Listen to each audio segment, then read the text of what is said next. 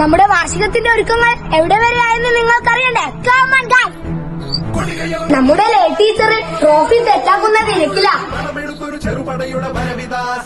ഇനി നമുക്ക് എച്ചമ്മിനെ കണ്ടാലോ? ശീല ടീച്ചറും തിരക്കില. മാഷിന്റെ തിരക്കുകൾ എന്താണെന്ന് നിങ്ങൾക്ക് കാണണ്ടേ?